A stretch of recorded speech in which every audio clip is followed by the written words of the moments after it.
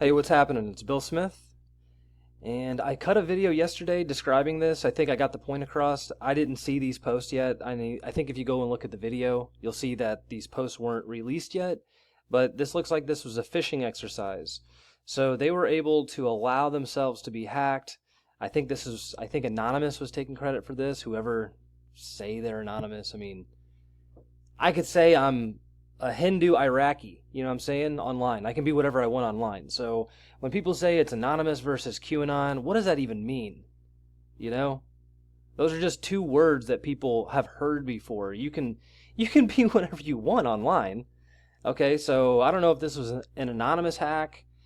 That seemed to be the conversation on Twitter today, but this post right here says, "We are under extremely heavy attack by 3 different intelligence agencies, foreign and domestic."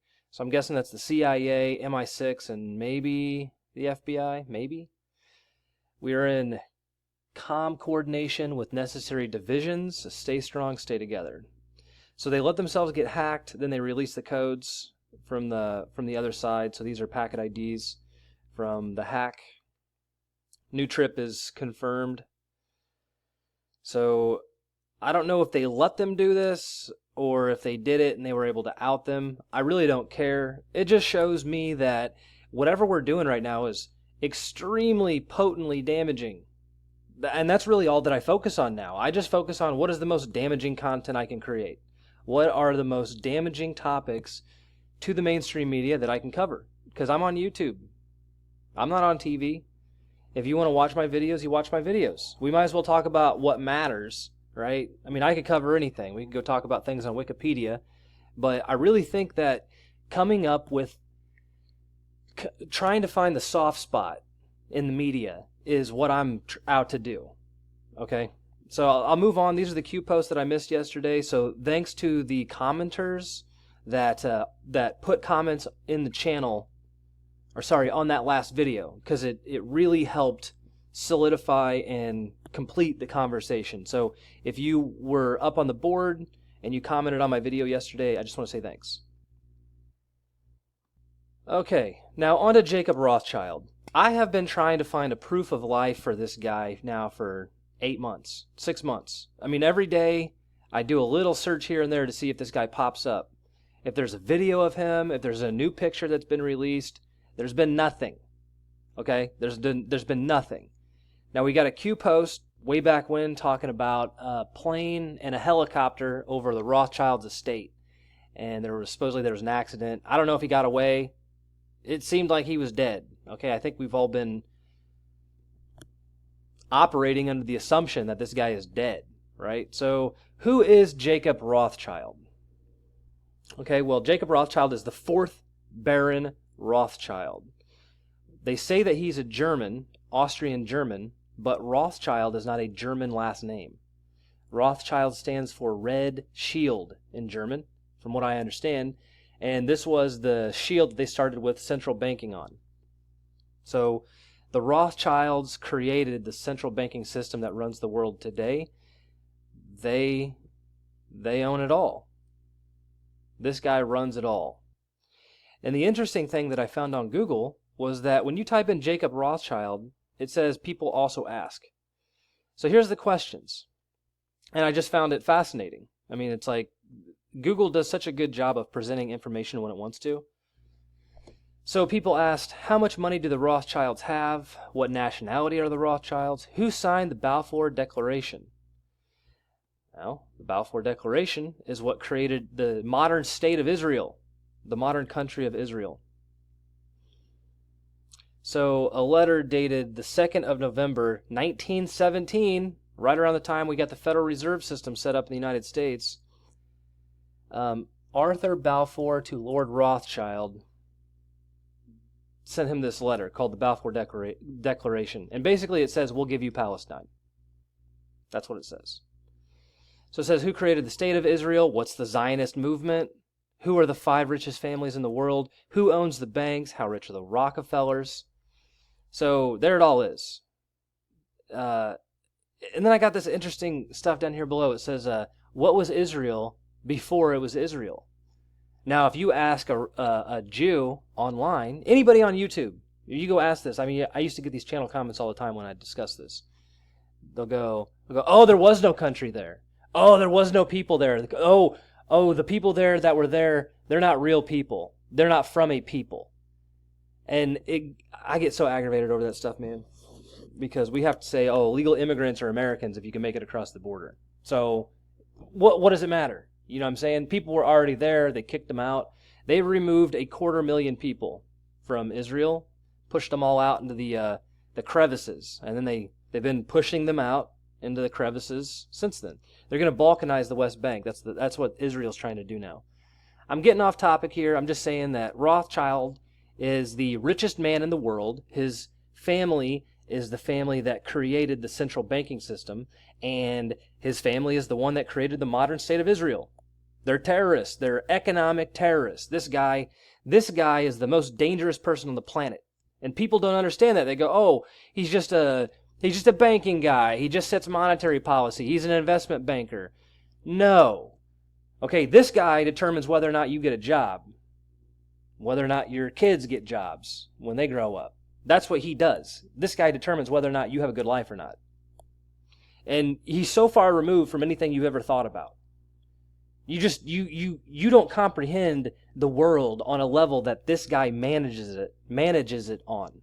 Okay? They make a small tweak to an interest rate, and the stock market will plunge. And your retirement will be wiped out. Or they'll bind up a bunch of mortgages in like 2008 and sell them off 4 or 5 times like a pyramid. So by the time, the mortgage industry hits trillions of dollars, then they just collapse it. And then, of course, taxpayers pay for it. So Rothschild has been shaking the American people out like a piggy bank and then redistributing that money other places on the planet. And now he's freaked out that the new world order that he has set up throughout his life is now being systematically dismantled by Donald Trump. So I kind of found it because I was looking for shills. I was out on a shill hunt today because these people are coming out of the woodwork now. They all have to say QAnon. So every person on the planet now that runs a news organization has to say the word QAnon. MSNBC, CBS. I found this place called True News. It says Rothschild's fretting over his new world order, right? So I'm like, whenever I read this, I was like, oh my gosh, Rothschild is alive. He must be, right? Because all these people are putting out articles about how he's fretting about his new world order. I caught a bunch of stuff on Zero Hedge too. You know what was missing from every one of these articles that I found? I mean, I look for videos, pictures, mainstream media articles, and then alt media. I probably looked through 20 different articles this morning. You know what was missing from every single article? A link to what they're talking about. And I gotta tell you, that kind of reflects the modern state of journalism. If you've noticed in the descriptions of all of my videos, I paste the title of the page and the URL for every single thing I talk about. So I make sure that you know exactly where my information comes from. I source everything. I mean, I've gone through Wikipedia sources and found problems there. So I don't take this stuff lightly. I think that if you're going to report on the news, you better make sure you got your facts straight. So